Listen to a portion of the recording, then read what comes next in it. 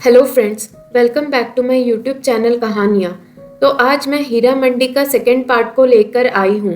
अगर आपने इसके पहले के पार्ट को नहीं सुना है तो मेरे चैनल को सब्सक्राइब करें और उसे ज़रूर सुन लें। अब तक आपने देखा कैसे हीरा मंडी की औरतें एक नाचने वाली और तवायफ की ज़िंदगी जीती है अपने छोटे से 11 साल की उम्र से, और कैसे वहाँ पे जन्म लेने वाले लड़कों की कोई ज़िंदगी नहीं होती।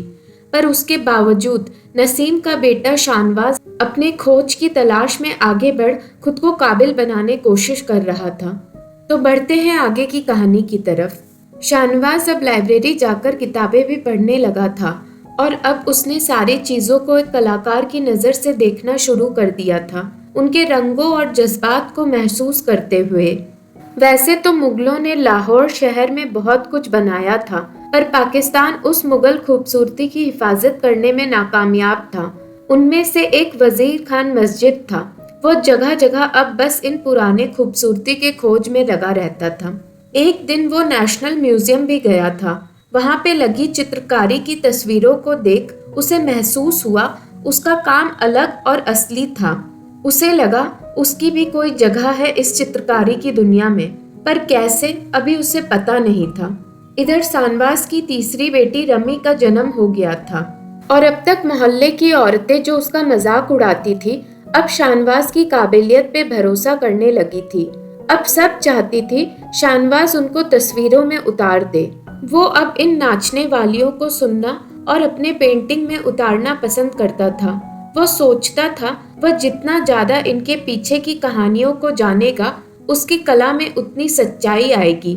और ऐसे भी हीरा मंडी दिन पर दिन अपने चमक खोते हुए एक तवायफ खाना में ही बदल रहा था। एक दिन उसके पास चंदा नाम की औरत आई, जिसकी आंखों में शानवाज को अलग सा दर्द महसूस हुआ।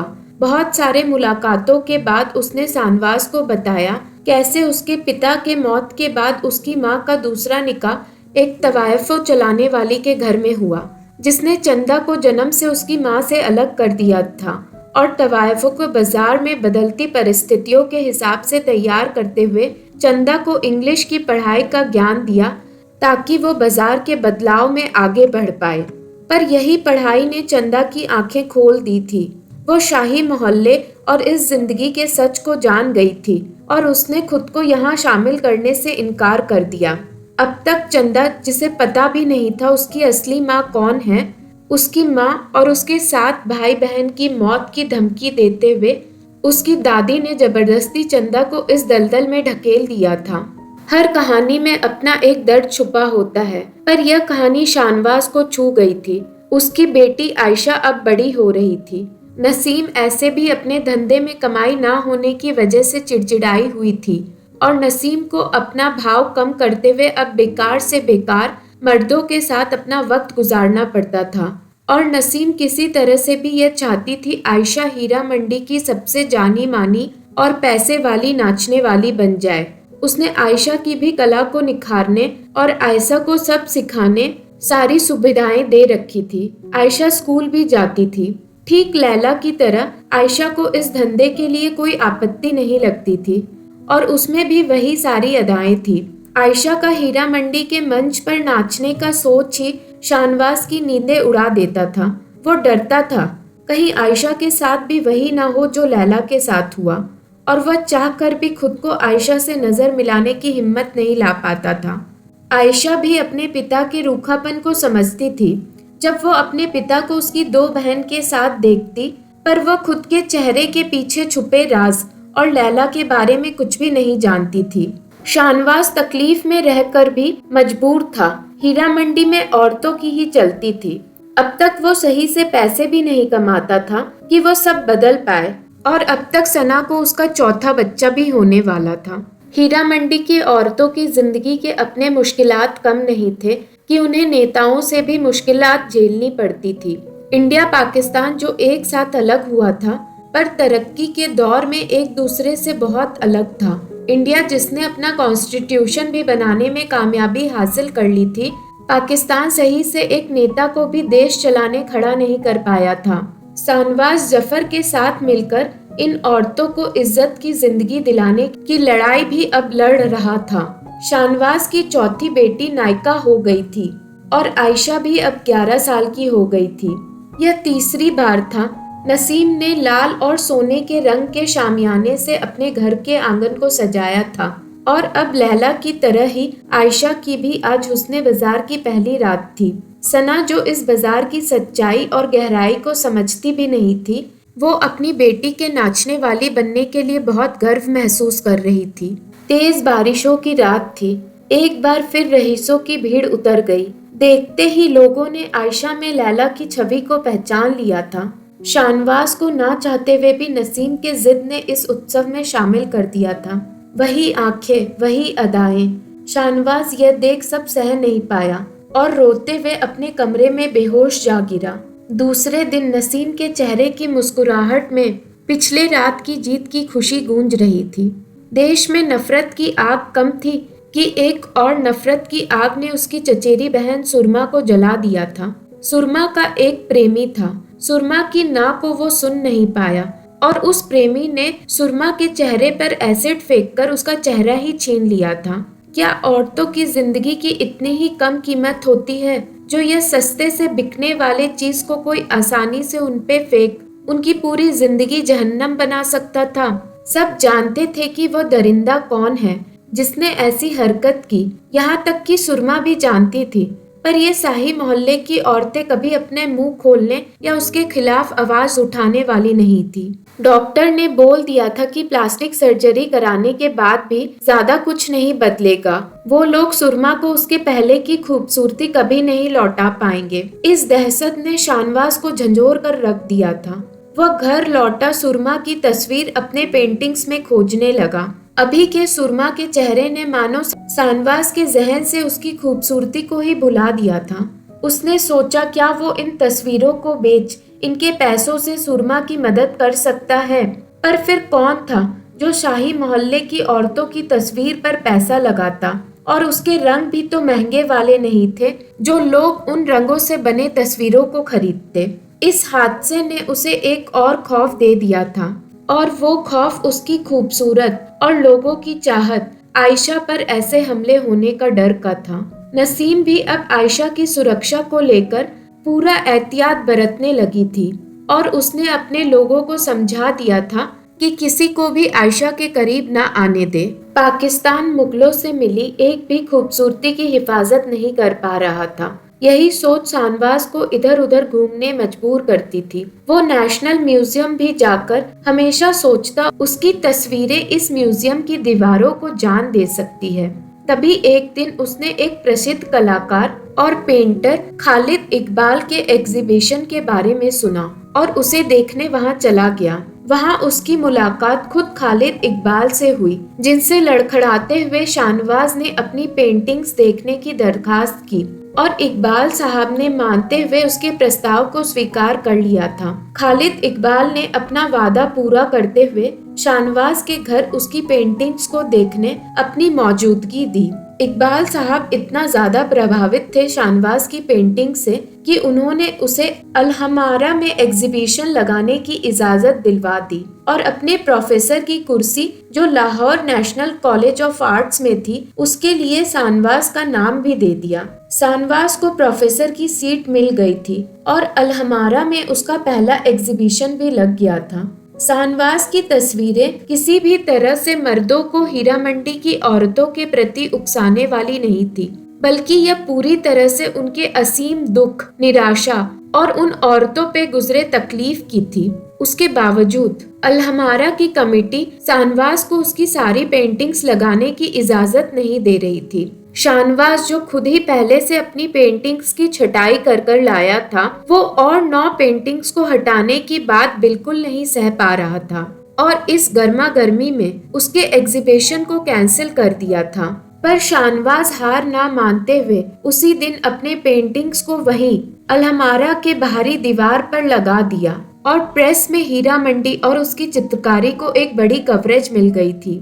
रातों रात वो अब पाकिस्तान के हर अखबार के हेडलाइंस और अखबारें उसकी तस्वीरों से भर गई थी। इसे बेच शाहनवाज ने अच्छी रकम हासिल कर ली थी और उन औरतों को भी दिया था जिनकी ये तस्वीरें थी। हीरा मंडी की खूबसूरत सुरमा की तस्वीर भी एक बड़े बिजनेसमैन ने खरीद ली थी और अब शाहनवाज इन पैसों से सुरमा की मदद करना चाहता था। अपने चेहरे को खो देना ये क्या कम दर्द था कि अब सुरमा की माँ उसके खतरनाक चेहरे को ढककर हर रोज उसके शरीर की नुमाइश एक बिस्तर पर कर सुरमा के शरीर को बेच पैसा कमाती थी। यह बात सुन शाहनवाज अब और भी दुखी था और अब किसी भी तरह शाहनवाज ने सुरमा की मदद करने का फैसला कर लिया था। मोहम्मद साहिब जो हीरा मंडी का दलाल था, जिसका पेट इन हीरा मंडी की औरतों से चलता था, वह भी सुरमा पे हुए हमले को ऐसे ही खाली नहीं जाने देना चाहता था और एक दिन हमलाकार को खोजकर उसे मरवा दिया गया था। शाहनवाज की पेंटिंग सब प्रसिद्ध हो रही थी और उसने उसकी पेंटिंग्स की एक एग्जीबिशन लगाने कराची से दावत मिली थी।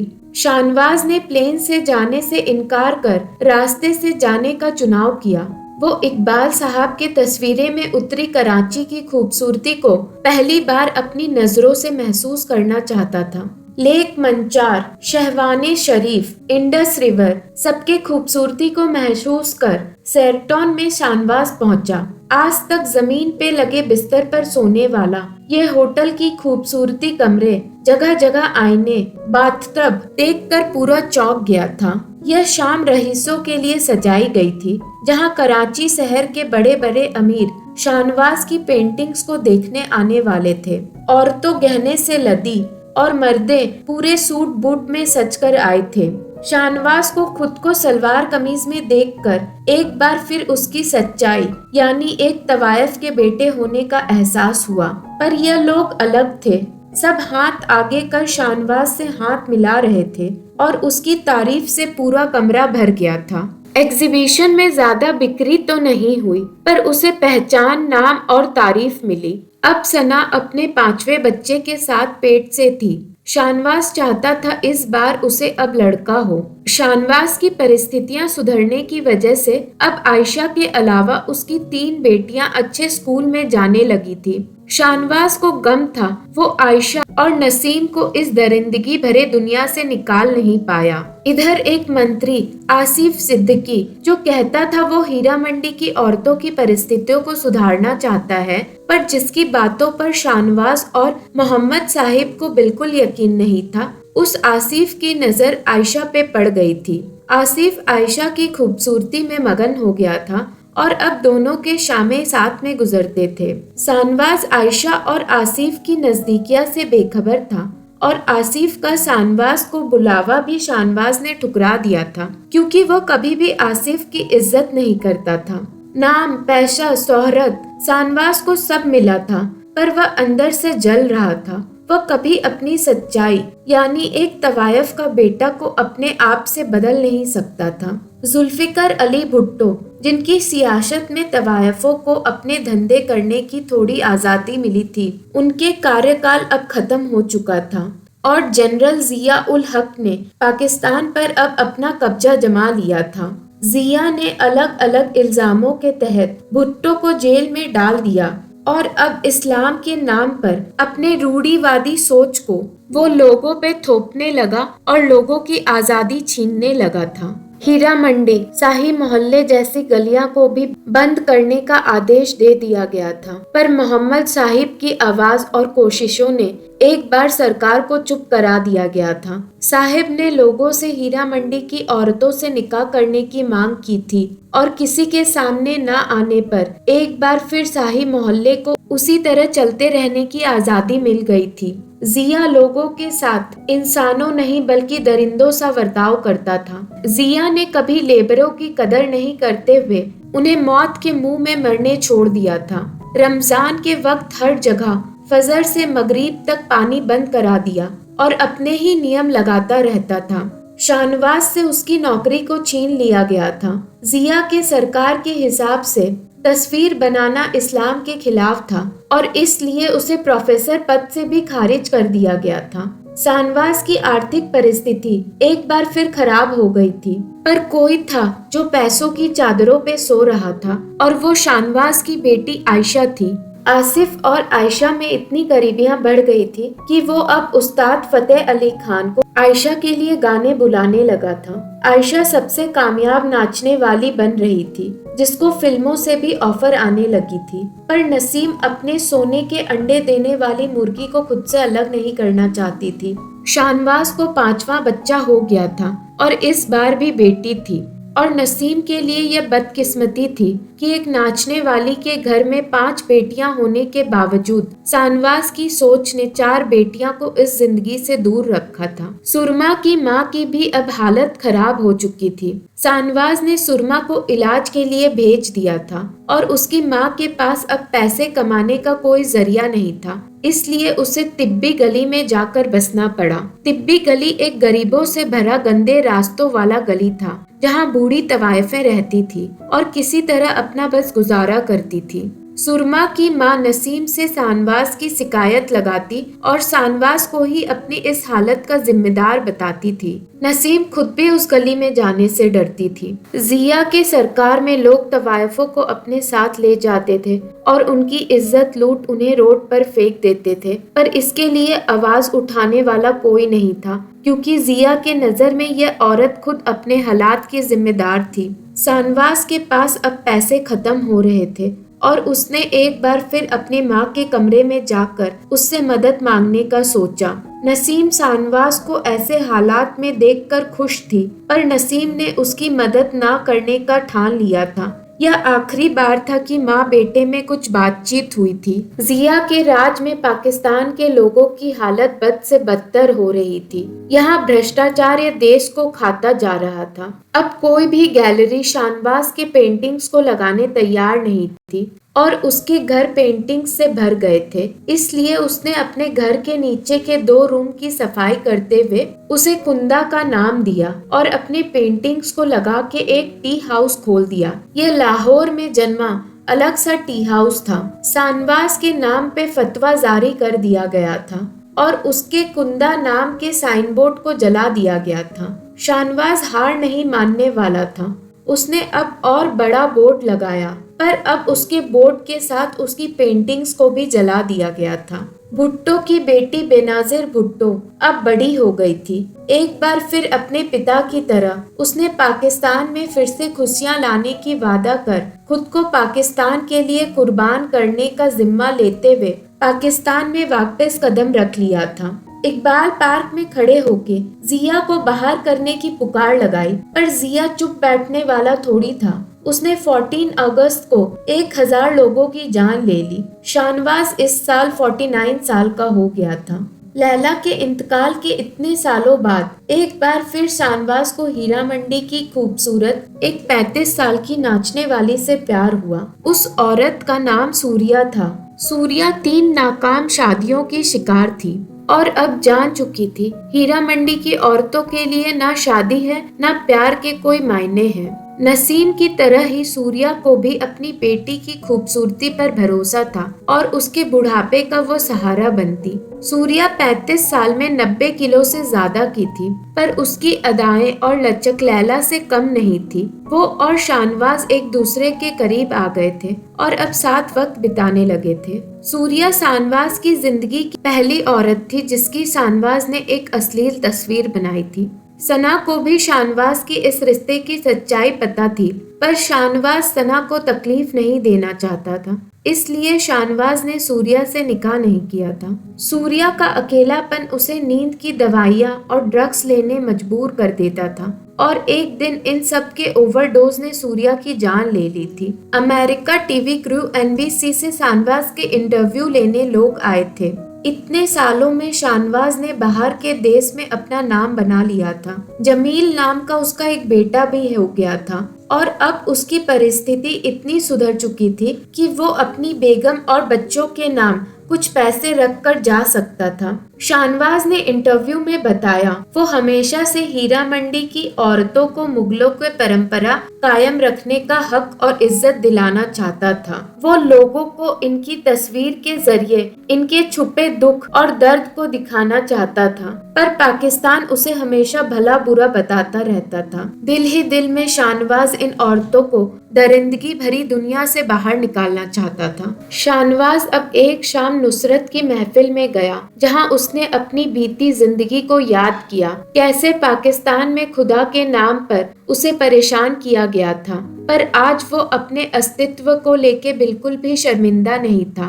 पर सब कुछ ने उसने अपनी बेटी आयशा को अपनी मां नसीम के हाथों खो दिया था। आयशा से एक बच्चे पाने की नसीम की खुदगर्जी ने आयशा की जान ले ली थी। आयशा के कई बार मां बनने की कोशिश में उसकी मौत हो गई थी। नसीम अब काले कपड़े पहन एक जगह अकेले ही बैठे वक्त बिताती थी। शाहनवाज के लिए औरत खुदा का बनाया सबसे बेहतरीन तोहफा था, और शाहनवाज की इस नजरिए को लोगों ने बस धुतकारा था। एक बार फिर शाहनवाज खुद को नशे में डुबाते हुए लैला के बारे में सोचने लगा, और कहानी यहीं खत्म हो गई। तो फ्रेंड्स, आज की कहानी की एक्सप्लेनेशन आपको कैसी लगी मेरे साथ जरूर शेयर कीजिएगा। मेरी मानिए तो मैं इस कहानी को 4.5 स्टार्स की रेटिंग देना चाहूंगी। वैसे तो यह एक सच्ची कहानी है, जहां एक तवायफ के बेटे होने के दर्द को जाहिर किया गया है, पर अगर यह कहानी औरतों को इसका मुख्य किरदार में रखते हुए लिखी जाती तो यह कहानी और भी बेहतरीन हो सकती थी।